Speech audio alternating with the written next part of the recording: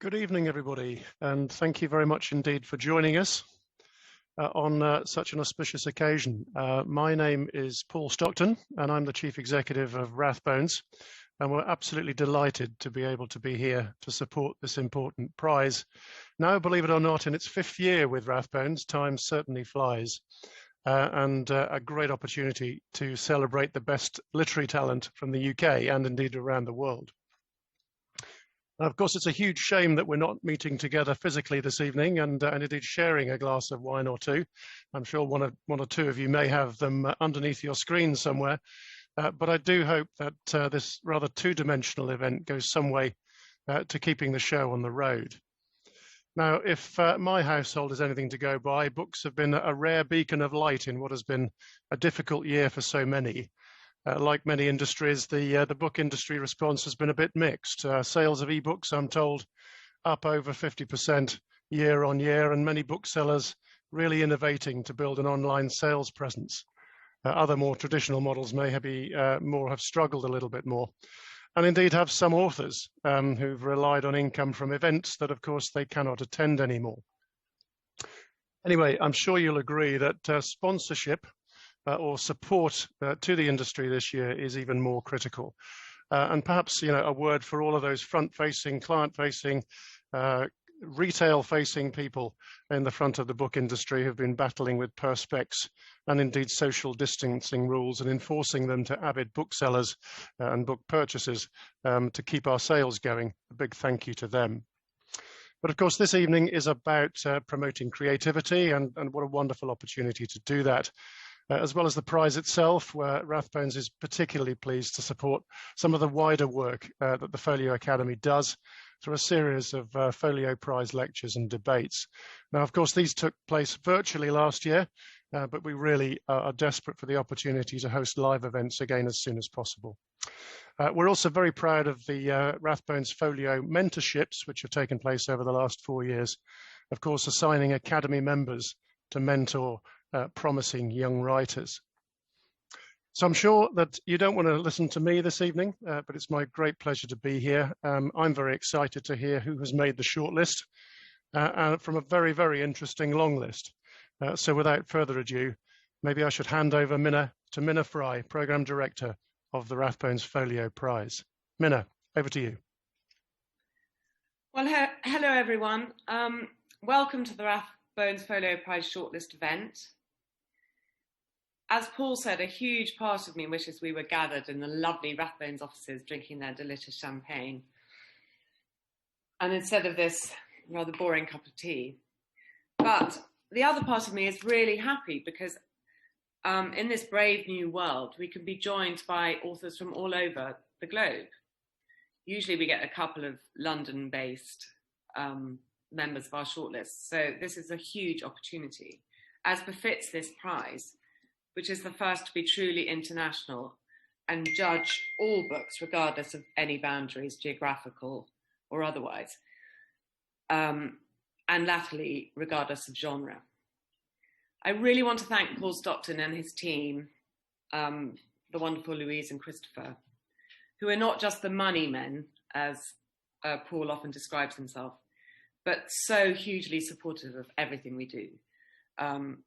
The prize, of course, the reason we're here tonight, but also the Rathbones Folio mentorships, which he mentioned, and of which we're hugely proud, and the sessions that we run throughout the year enlisting members of the Folio Academy. So down to the business of the evening, we're intending to inject some kind of tension and excitement into the big reveal. I wish we had some canned laughter and football chants to help us along. And we're taking some risks by trying to do a bit of it live. So please bear with us should there be any hiccups. We've been thwarted already because we tried to send champagne to all the shortlisted authors. But thanks to Brexit, US customs and the coronavirus, that didn't go too well. I'm about to hand over to our wonderful judges, Roger Robinson, Sinead Gleeson and John McGregor. But before I do, I just want to say again how, sorry, the dog, See, I told you. How bowled over I always am by the deep seriousness and respect with which the judges think about and discuss every single book on the list. And they had to read 80.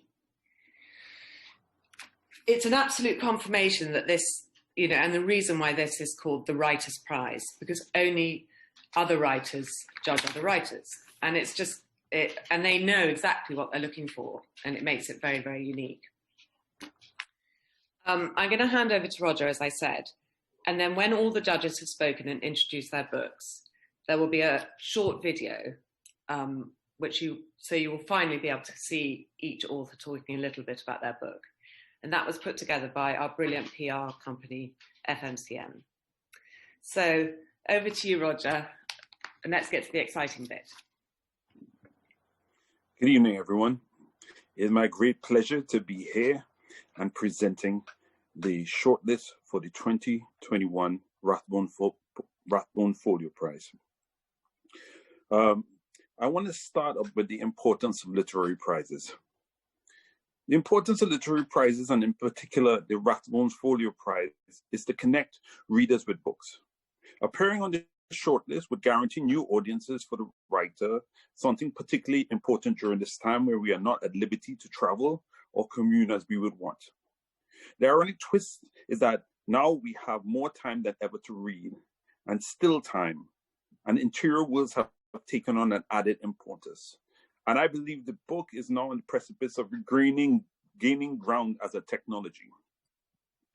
As for the judges of the 2021 Rathbones Folio Prize, our task was to choose the best book submitted to the prize. But was that the book you enjoyed the most, or the book with the best craft? The book that spoke to the future but gave a nod to the past? Was it the most politically strident, or a book that spoke to the turbulent times in which we all now live? Or the wild card showing unrelenting promise? Or maybe all of the above? As head judge, I had to let consensus lead the way. The judges John McGregor, Shane Gleason, and I all agreed on a shortlist that we believe to be the best books pushing at the edges of their forms in interesting ways without sacrificing narrative or execution. And we hope all you new readers will enjoy these books as much as we have. I will now hand over to John McGregor to introduce the shortlist. Thank you, Roger, and welcome everybody. And before I introduce the first three books on the shortlist, I just want to say thank you to both Roger Robinson and Sinead Gleason. Judging the Rathbones Folio Prize has so far been very enjoyable, very intellectually engaging, and it's been a lot of fun reading so many really exceptional books. But we have managed to get those books down to a shortlist of 8. So our shortlist begins with My Darling from the Lions by Rachel Long. This is a debut collection of poetry that announces the arrival of a strikingly vivid and confident voice. We felt that Rachel's poems really call out from the page, moving between narrative and image as they deal in topics both timeless and very much of this moment. Family, religion, sexual politics, cultural inheritance, gaffer tape toilets, and sugared almonds that come in various shades of dawn. That's her words, not mine. Rachel Long is also one of this year's Rathbones Folio mentors. She's been working with an outstanding student from the First Story Creativity in Schools programme, and so we're delighted to include her on our shortlist. Thank you, John, very much. You're welcome. Congratulations, Rachel. Cheers. Thank you. Cheers. The next book on our list this evening is Doireann na Gríofa's A Ghost in the Throat, which is a blend of essay and autofiction in which Doireann explores and translates from Irish to English an 18th century poem by Eileen Dubh Niconnell, within the story of her own life as a poet, writer and mother. It's a powerful and engaging book about literature and language, about the patient process of translation, about the attempted erasure of women and women's stories, and about the joys and griefs of parenthood. Unfortunately, Diran can't be with us this evening, but I'm sure you'll all join me in raising a glass across the water or across the ether to send her our congratulations.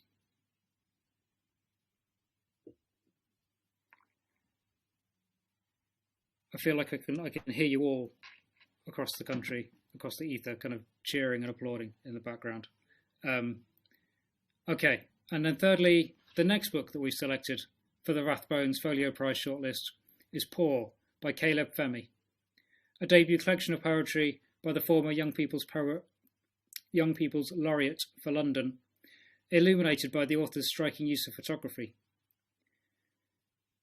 These are poems that crackle with longing and loss, with pride and hope, with young love and old wounds, with images of concrete and peacocks and broken glass and dragon stout and Air Max 90s. It's a collection that wrestles with ideas of boyhood and manhood, and with the connections between fathers and sons. These are poems of formal innovation and control, and this is a collection that really stood out for us as judges. So we're delighted to include Caleb Femi on our shortlist. Congratulations, Caleb. Thank you so much. I'll now pass you over to my fellow judge, Sinead Gleeson, who will introduce the next 2 books on our list.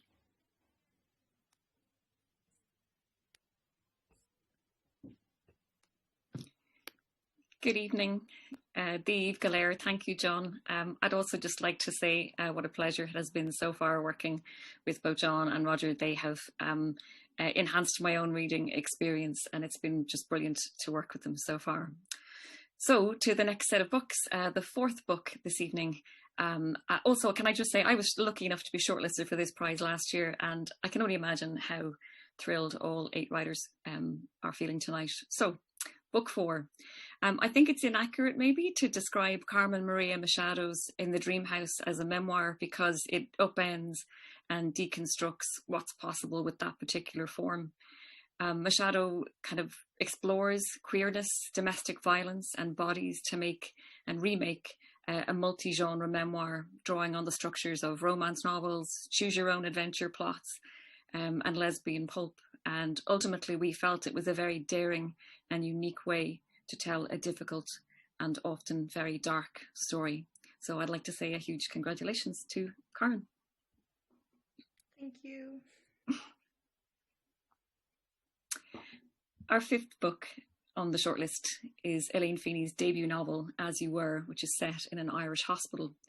It's a very ambitious work that explores the impact of historical trauma, illness and community, but there's also a very darkly comic theme running all the way through it. It's told from the point of view of multiple voices, often intergenerational women, and sometimes in fragments, in stream of consciousness and text messages, which for us, we felt made it a very modern and powerful polyphonic parable. So congratulations to you, Elaine. Thanks, Sinead, and to John and Roger. Sláinte. And the next book, book 6, is Amina Keynes in Delicacy, which is a deceptively small story about a woman who's working as a cleaner in an art gallery, whose life and whole sense of agency literally changes overnight. The setting is nameless and placeless. It's often disorienting, but as the novel, it picks its way through ideas of class and desire and how to actually be in the world and be the kind of person you want to be. It's also a masterclass in distillation, in sustained and very precise prose. So I'd say congratulations, Amina Keynes.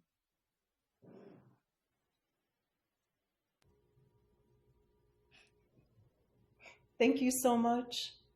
Cheers.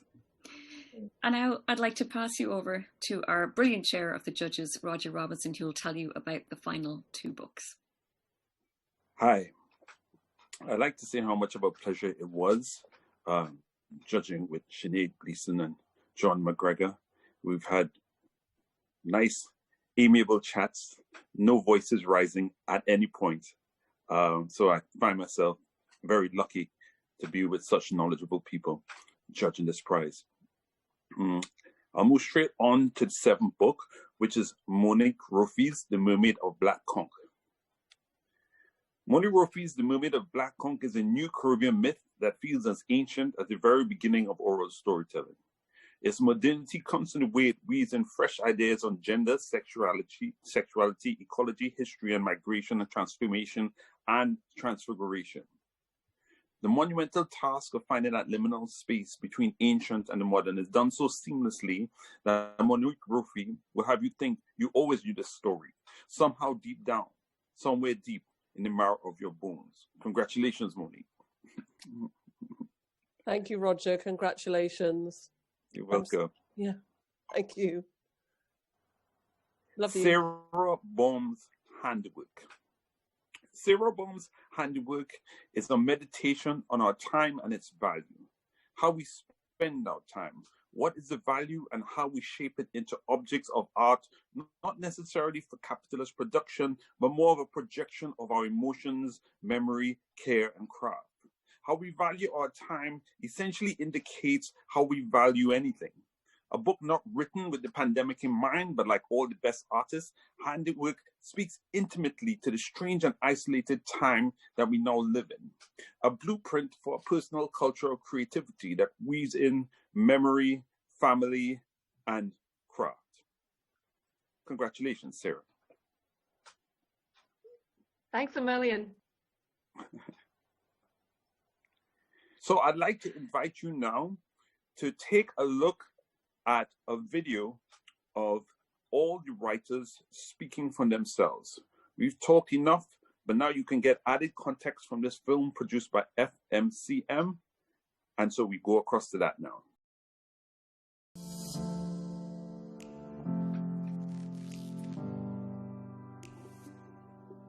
I'm thrilled, so happy. It's not something I was expecting, and I'm grateful. And I'm like, whoa, look at that list. How are they ever going to chop that in half? So I'm so delighted. I'm thrilled. I'm just like, whoa, the mermaid got there. It was a huge surprise, especially considering the scope of the prize. But it means so much to me because of the reputation of the prize as well.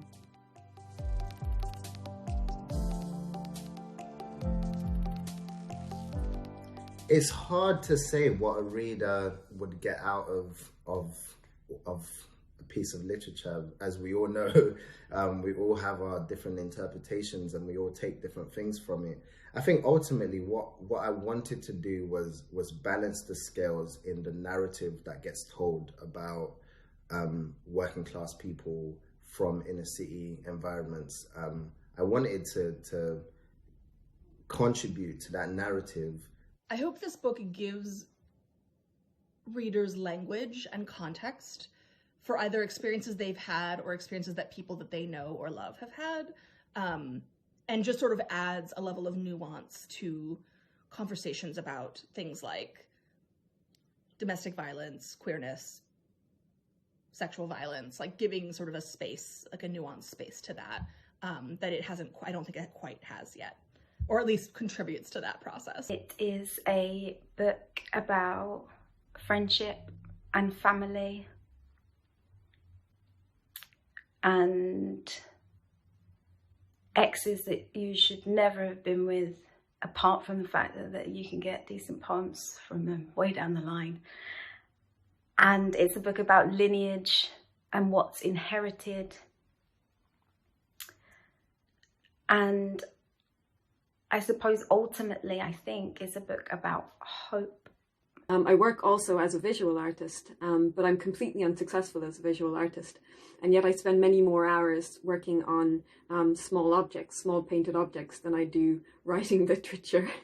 And so I wanted to sort of go back to the origins of this. So there are fragments about my dad and my granddad, but then I also wanted to cast it in a wider context. So there are fragments also about railway modelling and amateur craft, and about William Morris and the arts and crafts movement. And there's, I guess, the largest family of fragments are about bird migration. So there's also a touch of nature writing about it. I wrote this novel between marriage equality referendum in 2015 in Ireland and the repealing the 8th Amendment in 2018 to allow abortion access. And it was a really fractured and panicked time in Ireland, so I just really wanted to write this big, noisy, intergenerational novel to maybe try and bear witness to some of the stories we were hearing about women and women's bodies at that time. Ireland has been quite a damning and claustrophobic space for women. So it was just very important to me, and it sort of burned inside me, this story, and I wanted to tell it.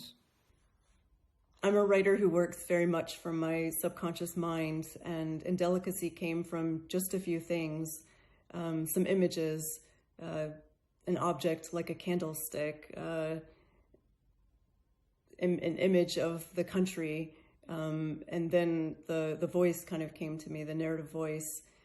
Ultimately, it's a love story, and I hadn't written a love story, not something so overtly love story-esque. I don't think enough love stories are being written these days, especially from the Caribbean. Sometimes I think that love is looked on as not enough. It's not enough to write a love story, and I think it's a mighty theme, something that we do need to be writing towards and thinking about. I'm Darren Grief, and I'm so grateful to be shortlisted for this year's Rathbones Folio Prize.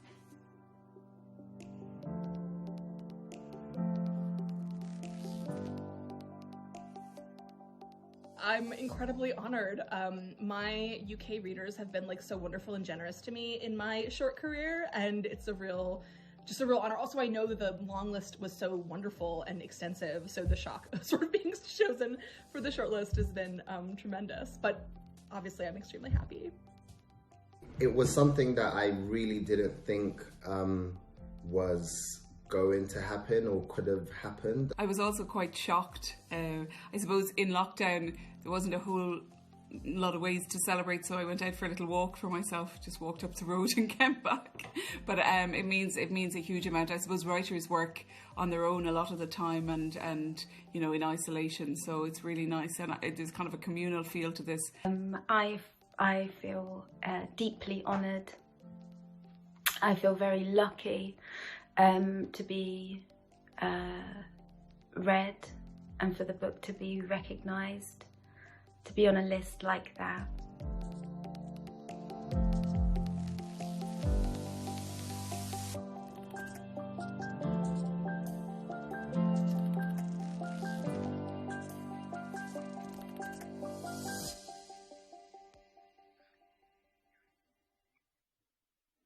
Well, I hope you haven't all sort of tucked in and got your slippers on and a blanket waiting for another 20 minutes of entertainment. We thought it might run over. So I just want to show you, these are the books. I really urge everyone to read all of them, make up your own minds. And I'd just like to say thank you again. Congratulations to all the authors. We're really, really excited about this list. And follow us from now up until March the 24th. There'll be loads of activities, hopefully some real life events, and then the big ceremony then. So have a lovely evening. Congratulations, and thank you very much for coming.